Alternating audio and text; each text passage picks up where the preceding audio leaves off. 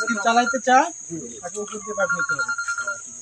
ঠিক আছে, এভাবে রাস্তা সুরম করে আর কাউকে দিবে না। এই বিপদের দিনে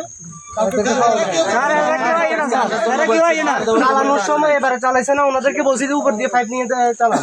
ওনারা মানে বিভিন্ন ধরনের ইঙ্গিত দিচ্ছে আমাদেরকে আসার জন্য। মানে নেতা অনেক বড় বড় নেতা আছে, ওনাদের ইঙ্গিত দিচ্ছে যে না দিলে আমাদের সমস্যা হবে। তারা ওগুলো বুঝে আমাদেরকে। আমি যতদিন আছি এখানে আর এখানে না, পরশুরামে আর ছিদ্র করে স্কিম হবে না। রাস্তার উপর দিয়ে পাইপ দিয়ে যার যার স্কিম চালাইতে হবে। আরেকটু করে মানে একটু লিক হচ্ছে স্যার, এখনো লিক হয়ে গেছে, এখান দিয়ে এখনো পানি বের হচ্ছে। কম নলে আমরা 50-60টা বস্তা ঢুকেছি আমরা এখানে সবগুলো বস্তা এই পর্যন্ত। মাটি তো এদিকে কোথাও নাই, একবার ওই আমাদের কবরস্থান কাটিয়ে মারি কেন। আবার ওই পাশ দেখেন, ওই পাশ মাত্র ওই পাশ কাটিয়ে এইটা বরাদ করছি আমরা। ওই পাশে দেখেন, গতবার আমরা নিজেরা ফলাই নাই স্যার, সবকিছু করছি।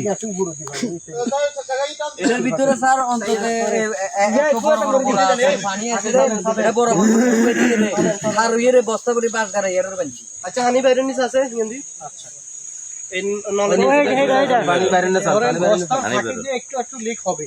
জি জি, ওটা একদম টোটালি হয়তো বন্ধ হবে না, কিন্তু আপনারা এই মানে বস্তা যথেষ্ট পরিমাণে দিয়েছেন, এই বিষয়টা তো আগে আস্থা আনতে হবে।